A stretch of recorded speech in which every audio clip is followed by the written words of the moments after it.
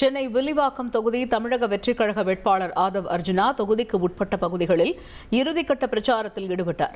வீடு வீடாக சென்று மக்களை சந்தித்து ஆதரவு திரட்டிய அவர் அடிப்படை வசதிகள், சாலை மற்றும் கழிவுநீர் பிரச்சினைகள் குறித்து மக்களின் குறைகளை கேட்டறிந்தார்.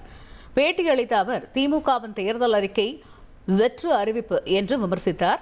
வரும் தேர்தலில் பெரிய அரசியல் மாற்றம் ஏற்படும் என கூறிய அவர் பெண்கள் மற்றும் இளைஞர்களின் ஆதரவு தாவேகாவிற்கு அதிகமாக இருப்பதாகவும் தெரிவித்தார்.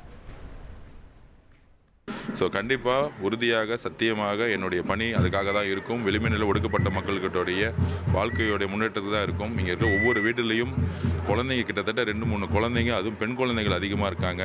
அவங்களுக்கான பாதுகாப்பு சுத்தமாக இல்லவே இல்லை. பக்கத்தில் கஞ்சாவும் சாராயமும் அதிகமாக இருக்குன்னு சொல்லியிருக்காங்க. பெண்கள் சொல்கிறதெல்லாம் இதுதான் பிரச்சனை, எங்கே பார்த்தாலும் இதுதான் பிரச்சனை.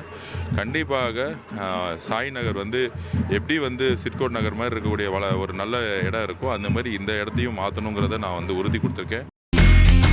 இனி செல்லும் இடமெல்லாம் செய்தி. தந்தி டிவியின் வாட்ஸ்அப் சேனலை ஃபாலோ பண்ணினா செல்ல இருக்கும் இடமெல்லாம் செய்தி. இதோ QR கோட் இப்பவே ஸ்கேன் பண்ணுங்க, ஃபாலோ பண்ணுங்க.